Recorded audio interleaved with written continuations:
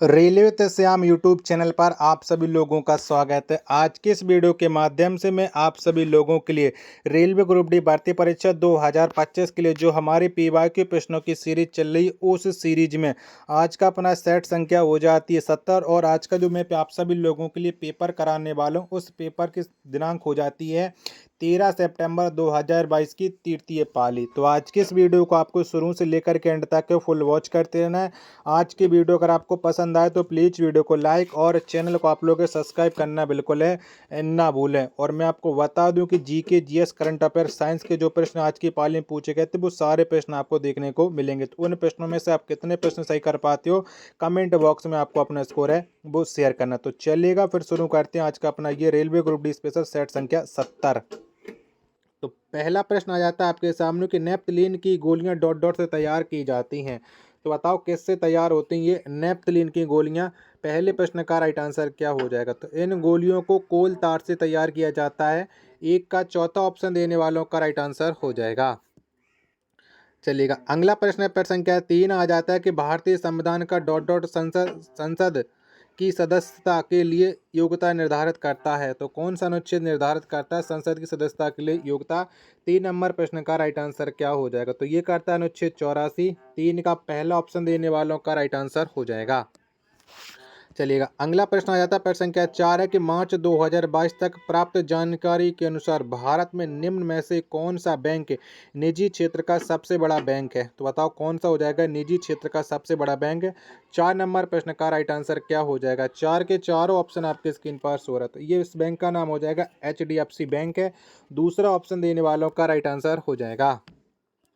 चलिएगा अगला प्रश्न आ जाता है प्रश्न संख्या 6 आपके सामने की 31 मार्च 2022 तक प्राप्त जानकारी के अनुसार निम्न में से किस राज्य की राजभाषा हिंदी है? तो कौन से राज्य की राजभाषा हिंदी है ये आपको बताना है। 6वें नंबर प्रश्न का राइट आंसर क्या हो जाएगा? 6वें के चारों ऑप्शन आपके स्क्रीन पर शो रहा है। तो ये हो जाएगा राजस्थान राज्य की। तीसरा ऑप्शन देने वालों का करेक्ट आंसर हो जाएगा। प्रश्न संख्या 7 है आपके सामने की चंद्रमास बैसाख की पूर्णिमा के दिन मनाया जाने वाला त्यौहार बैसाख जो अप्रैल मई में आता है किस धर्म का त्यौहार है? तो बताइए कौन सा धर्म का त्यौहार हो जाएगा? 7 नंबर प्रश्न का राइट आंसर क्या हो जाएगा? तो ये हो जाएगा बौद्ध धर्म का त्यौहार। 7 का दूसरा ऑप्शन देने वालों का राइट आंसर हो जाएगा। अगला प्रश्न है प्रश्न संख्या 8 आ जाता है कि परमाणु ऊर्जा के क्षेत्र में महत्वपूर्ण योगदान के लिए निम्नलिखित में से कौन सा पुरस्कार दिया जाता है? तो बताओ इनमें से कौन सा पुरस्कार देते हैं? 8 नंबर प्रश्न का राइट आंसर क्या हो जाएगा? तो इसके लिए होमी भाभा पुरस्कार दिया जाता है। 8 का पहला ऑप्शन देने वालों का करेक्ट आंसर हो जाएगा। प्रश्न संख्या 9 आ जाता है आपके सामने कि मार्च 2022 में कर्नाटक सरकार ने विनय समरस योजना की घोषणा की थी जो राज्य भर की ग्राम पंचायतों में डॉट डॉट को मिटाने के लिए एक जागरूकता कार्यक्रम था। तो बताओ किसे मिटाने के लिए जागरूकता कार्यक्रम था? 9 का प्रश्न का राइट आंसर क्या हो जाएगा? 9 के चारों ऑप्शन आपके स्क्रीन पर शो रहा है। तो ये हो जाएगा अस्पृश्यता को मिटाने के लिए एक जागरूक कार्यक्रम। पहला ऑप्शन देने वालों का राइट आंसर हो जाएगा। चलिएगा अगला प्रश्न आ जाता है आपके सामने।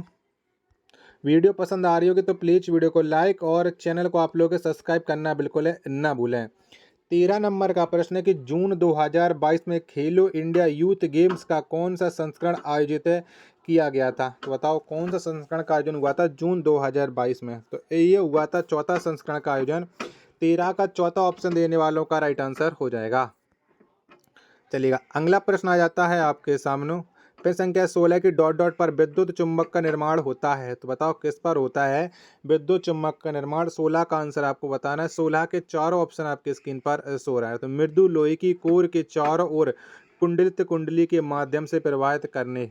दूसरा ऑप्शन देने वालों का राइट आंसर हो जाएगा प्रश्न संख्या 16 का। चलेगा 17 नंबर प्रश्न छोड़िएगा। 18 नंबर प्रश्न आ जाता है आपके सामने कि इनमें से किस अपशिष्ट वस्तु को सामान्य कचरे में नहीं फेंकना चाहिए? तो बताओ किसे नहीं फेंकना चाहिए सामान्य कचरे में? 18 का आंसर आपको देना। तो पुरानी बैटरियों को नहीं फेंकना चाहिए। 18 का चौथा ऑप्शन देने वालों का करेक्ट आंसर हो जाएगा।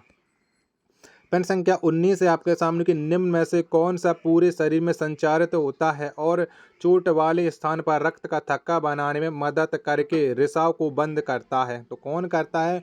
19 का आंसर आपको देना है। 19 के चारों ऑप्शन आपके स्क्रीन पर शो रहा है। तो ये हो जाएगा प्लेलेट्स। पहला ऑप्शन देने वालों का करेक्ट आंसर हो जाएगा। प्रश्न संख्या 20 है आपके सामने, छोड़िएगा 20 तो मैथ का प्रश्न है। 22 भी नहीं है, 23 भी नहीं है, 24 भी नहीं है। 25वां प्रश्न आ जाता है कि जिसमें कोई ऑक्सीजन परमाणु नहीं होता ऐसे कार्यात्मक समूह वाले यौगिक वर्ग डॉट डॉट कहलाते हैं। तो ये क्या कहलाते हैं? 25 का आंसर आपको बताना है। 25 के चारों ऑप्शन आपके स्क्रीन पर शो हो रहा है। तो ये कहलाएगा हेलो यौगिक है। पहला ऑप्शन देने वालों का राइट आंसर हो जाएगा। चलेगा, अगला प्रश्न है आपके सामने। प्रश्न संख्या 26 की यजुर्वेद की कितनी शाखाएं हैं? तो बताओ कितनी शाखाएं हो जाएंगे यजुर्वेद की? तो यजुर्वेद की 2 शाखाएं हैं। 26 का दूसरा ऑप्शन देने वालों का राइट आंसर हो जाएगा। प्रश्न संख्या 28 है आपके सामने कि डिश एंटीना से तीव्र सिग्नल प्राप्त करने के लिए डिश एंटीना के रिसीवर को डॉट डॉट रखा जाना चाहिए। तो किसके सामने रखा जाना चाहिए, किस पर रखा जाना चाहिए? 28 का आंसर आपको बताना है। 28 के चारों ऑप्शन आपके स्क्रीन पर शो तो डिश के सामने ऐप के बीच में रखा जाना चाहिए। 28 का दूसरा ऑप्शन देने वालों का राइट आंसर हो जाएगा। चलेगा, अगला प्रश्न आ जाता है आपके सामने। प्रश्न संख्या 30 है कि नीचे दिए गए विकल्पों में से गर्भ निरोधक की यांत्रिकी वादा विधि के लिए सही उदाहरण का चयन कीजिएगा। तो इसके लिए सही उदाहरण क्या हो जाएगा? 30 नंबर प्रश्न का राइट आंसर आपको देना है। 30 के चारों ऑप्शन आपके स्क्रीन पर शो रहा है। तो इसके लिए कंडोम का उपयोग सही हो जाएगा। 30 का चौथा ऑप्शन देने वालों का राइट आंसर हो जाएगा। आशा और उम्मीद करता हूँ आप सभी लोगों को वीडियो जरूर पसंद आ रही होगी। तो प्लीज़ वीडियो को लाइक और चैनल को आप लोग सब्सक्राइब करना बिल्कुल ना भूलें। 32 नंबर का प्रश्न आ जाता है कि हिमालय के संबंध में निम्नलिखित में से कौन सा कथन गलत है? तो हिमालय के बारे में गलत कौन सा हो जाएगा, ये आपको बताना है। 32 के चारों ऑप्शन आपकी स्क्रीन पर शो हो रहे हैं। तो इसके बारे में जो गलत कथन हो जाएगा उस कथन का नाम हो जाएगा पटकाई पहाड़ियाँ लघु हिमालय और शिवालिक के बीच स्थित हैं। पहला ऑप्शन देने वालों का करेक्ट आंसर हो जाएगा, ये बिल्कुल गलत हो जाएगा। बाकी के तीनों विकल्प एकदम से करेक्ट आंसर हो जाएंगे। प्रश्न संख्या 33 से आपके सामने की रासायनिक अभिक्रिया में अक्षेप की भौतिक अवस्था क्या होती है? तो बताओ क्या होती है? तो भौतिक अवस्था ये ठोस होती है। 33 का पहला ऑप्शन देने वालों का राइट आंसर हो जाएगा। चलेगा, अगला प्रश्न है आपके सामने। प्रश्न संख्या 36 है कि श्री भगवान महावीर सरकारी संग्रहालय डॉट डॉट में स्थित है। तो बताओ ये कहाँ पर स्थित हो जाएगा? श्री भगवान महावीर सरकारी संग्रहालय 36 नंबर प्रश्न का राइट आंसर। तो ये स्थित हो जाएगा आंध्र प्रदेश में। 36 का दूसरा ऑप्शन देने वालों का करेक्ट आंसर हो जाएगा। प्रश्न संख्या 38 आ जाता है आपके सामने कि निम्नलिखित में से कौन सा तत्व उपधातु है? तो बताओ इनमें से कौन सा तत्व हो जाएगा उपधातु? 38 का आंसर आपको बताना है। 38 के चारों ऑप्शन आपकी स्क्रीन पर शो हो रहा है। तो ये हो जाएगा एंटीमनी। 38 नंबर प्रश्न का तीसरा ऑप्शन देने वालों का करेक्ट आंसर हो जाएगा। चलेगा, अगला प्रश्न है प्रश्न संख्या 40 है कैल्शियम सल्फेट हेमीहाइड्रेट को जब जल में मिलाया जाता है तब क्या होता है? तो बताओ तब क्या होता है? 40 का राइट आंसर। 40 के चारों ऑप्शन आपके स्क्रीन पर शो हो रहा है। तो यह एक कठोर ठोस पिंड के रूप में जम जाता है। 40 का चौथा ऑप्शन देने वालों का राइट आंसर हो जाएगा। चलेगा, अगला प्रश्न है आपके सामने। प्रश्न संख्या 41 है कि जब प्रकाश किरण सघन माध्यम से विरल माध्यम में प्रवेश करती है तो बताओ क्या हो जाता है? 41 का आंसर आपको देना है। तो वह अवलंब से दूर झुक जाती है। 41 का पहला ऑप्शन देने वालों का राइट आंसर हो जाएगा। चलेगा, अगला प्रश्न है प्रश्न संख्या 43 की इनमें से किसका पीएच शुद्ध जल से कम होता है? तो बताओ किसका होता है? 43 का आंसर आपको देना है। तो इसमें से पीएच जो शुद्ध जल है वो जठर रस का होता है। 43 का दूसरा ऑप्शन देने वालों का राइट आंसर हो जाएगा। चलेगा, अगला प्रश्न है आपके सामने। सवाल छोड़ दीजिएगा, ये भी छोड़ दीजिएगा। 46 नंबर का प्रश्न है आपके सामने कि नवीन और नवीनकरणीय ऊर्जा मंत्रालय के अनुसार कुल अनुमानित क्षमता में से 95% से अधिक व्यावसायिक रूप से दोहन योग्य पवन संसाधन भारत के कितने राज्यों में संक्रांत है? तो बताओ ये कितने राज्यों में हो जाएगी? 46 नंबर प्रश्न का राइट आंसर क्या हो जाएगा? तो ये हो जाएगी 7 राज्यों में। 46 का पहला ऑप्शन देने वालों का राइट आंसर हो जाएगा।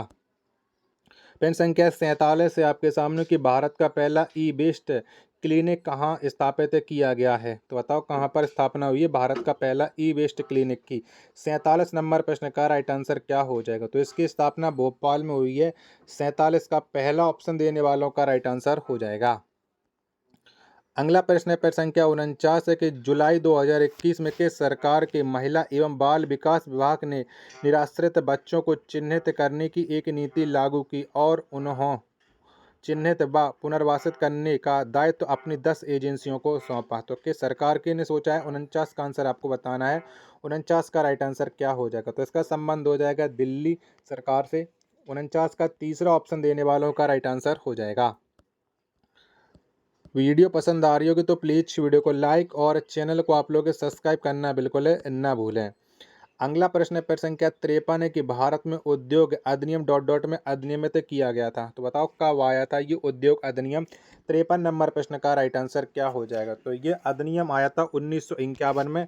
53 नंबर प्रश्न का दूसरा ऑप्शन देने वालों का राइट आंसर हो जाएगा। चलिएगा अगला प्रश्न है प्रश्न संख्या आपके सामने आ जाता है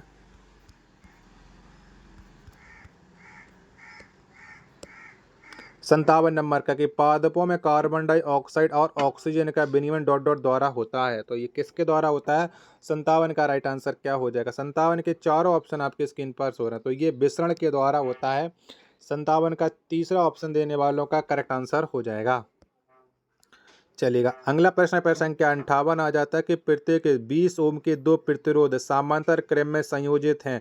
इसके बाद इस संयोजन को 20 ओम के तीसरे प्रतिरोध और 3 वाट की बैटरी के साथ श्रेणी क्रम में संयोजित किया गया है। बैटरी द्वारा आपूर्ति की गई शक्ति होगी। तो बताओ शक्ति कितनी हो जाएगी?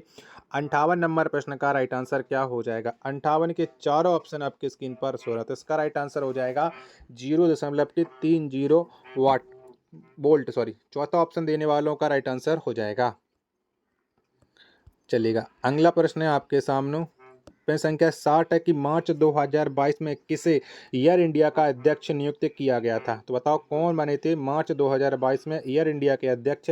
60 नंबर प्रश्न का राइट आंसर क्या हो जाएगा? तो ये अध्यक्ष बने थे SN चंद्रशेखरन। 60 का चौथा ऑप्शन देने वालों का करेक्ट आंसर हो जाएगा। 61 नंबर का प्रश्न आ जाता है कि निम्न में से कौन सा उपकरण विद्युत धारा के तापीय प्रभाव पर आधारित नहीं है? तो बताओ कौन सा उपकरण नहीं है? 61 का राइट आंसर। तो इसके लिए विद्युत जनित्र ये आधारित नहीं हो जाता है। 61 नंबर प्रश्न का चौथा ऑप्शन देने वालों का करेक्ट आंसर हो जाएगा।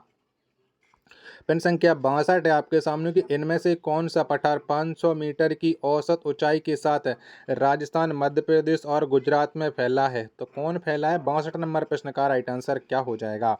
62 के चारों ऑप्शन आपके स्क्रीन पर शो रहा है। तो ये फैला है मालवा का पठार। 62 का तीसरा ऑप्शन देने वालों का करेक्ट आंसर हो जाएगा।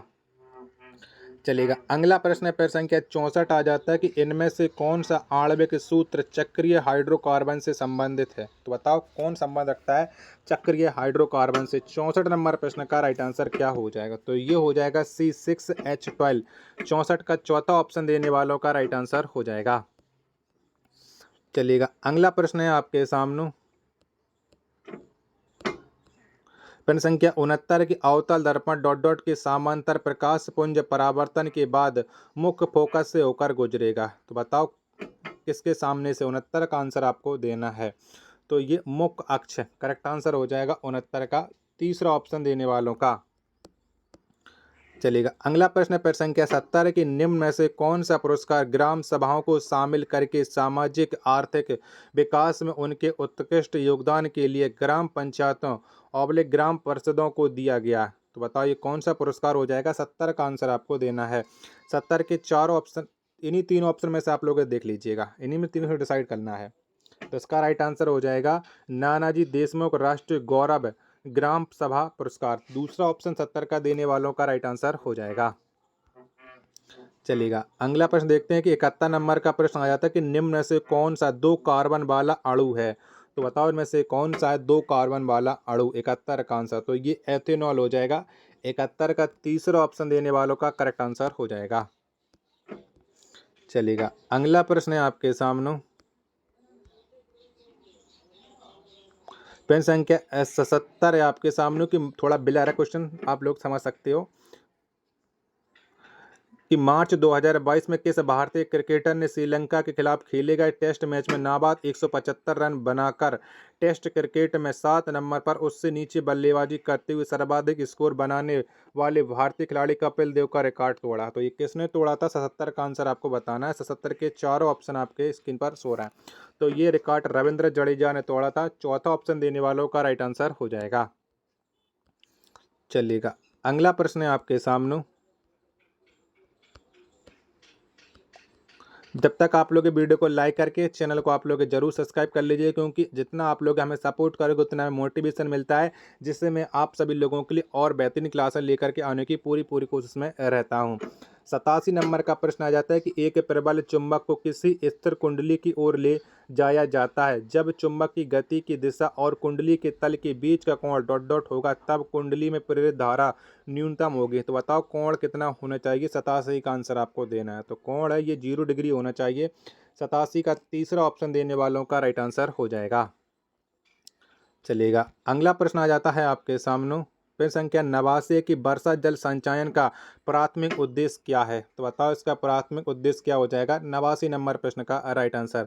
89 के चारों ऑप्शन आपके स्क्रीन पर सो रहा है। तो इसका प्राथमिक उद्देश्य हो जाएगा वर्षा की प्रत्येक बूंद को जमीन में रिसने में सहायता करना। तीसरा ऑप्शन देने वालों का राइट आंसर हो जाएगा।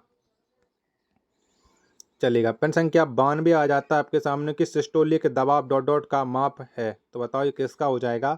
सिस्टोलिक दबाव। 92 का आंसर आपको देना है। 92 के चारों ऑप्शन आपकी स्क्रीन पर शो है। तो इसका राइट आंसर हो जाएगा वेंट्रिकुलर संकुचन। 92 का चौथा ऑप्शन देने वालों का राइट आंसर हो जाएगा। पेन संख्या 93 है आपके सामने। कॉपर सल्फेट विलयन की जिंक धातु के साथ अभिक्रिया के फलस्वरूप इनमें से कौन सा जलीय विलयन बनता है? तो बताओ कौन सा जलीय विलयन बनता है? 93 का आंसर आपको देना है। तो ये बनता है जिंक सल्फेट है। पहला ऑप्शन देने वालों का राइट आंसर हो जाएगा। वीडियो पसंद आ रही होगी तो वीडियो को लाइक है और चैनल को आप लोग सब्सक्राइब करना बिल्कुल ना भूलें। नेक्स्ट प्रश्न प्रश्न संख्या 96 है कि भारत के संविधान के अनुसार इनमें से कौन सा किसी नागरिक का मूल कर्तव्य नहीं है? तो मूल कर्तव्य नहीं है वो आपको बताना है। 96 का राइट आंसर। 96 इन्हीं दो ऑप्शन में से आपको डिसाइड करना है। तो इसका जो मूल कर्तव्य नहीं हो जाएगा वो हो जाएगा पुरुष और स्त्री को समान रूप से जीविका के पर्याप्त साधन प्राप्त करने का अधिकार। दूसरा ऑप्शन देने वालों का राइट आंसर हो जाएगा। चलेगा, अगला प्रश्न है आपके सामने। प्रश्न संख्या 97 है आपके सामने कि जब अंतरिक्ष से पृथ्वी का कोई फोटोग्राफ लिया जाता है तो उसकी पृष्ठभूमि काली क्यों दिखाई देती है? तो बताओ काला किस वजह से दिखाई देता है? 97 का राइट आंसर। 97 के चारों ऑप्शन आपकी स्क्रीन पर शो रहा है। तो ये प्रकाश का विकिरण नहीं होने के कारण दिखाई देता है। चौथा ऑप्शन देने वालों का राइट आंसर हो जाएगा। 98 नंबर का प्रश्न है कि निम्न में से कौन सा 2 कार्बन वाला अणु है? तो बताओ कौन है? तो इनमें से 2 कार्बन वाला जो अणु हो जाएगा वो नाइक्रोम हो जाएगा। 98 का दूसरा ऑप्शन देने वालों का राइट आंसर हो जाएगा। नेक्स्ट प्रश्न है प्रश्न संख्या 99 की सामान्यतः धातुओं की ऑक्साइड प्रकृति में डॉट डॉट होते हैं। तो बताओ ये कैसे होते हैं? तो ये क्षारीय होते हैं। 99 का पहला ऑप्शन देने वालों का राइट आंसर हो जाएगा। प्रश्न संख्या 100 है और अंतिम प्रश्न है कि 2022-23 के सरकारी बजट के अनुसार वित्तीय वर्ष 2022-23 के लिए भारतीय अर्थव्यवस्था की अनुमानित विकास दर कितनी है? तो बताओ कितनी है? तो अनुमानित विकास दर ये 9.2% हो जाएगी। 100 का तीसरा ऑप्शन देने वालों का राइट आंसर हो जाएगा। आशा और उम्मीद करता हूँ आप सभी लोगों को ये वीडियो जरूर पसंद आ रही होगी। तो प्लीज़ इस वीडियो को लाइक और चैनल को आप लोग सब्सक्राइब करना बिल्कुल है ना भूलें। मिलते पर अपने एक और नेक्स्ट वीडियो के साथ। तब तक के लिए धन्यवाद। जय हिंद, वंदे मातरम।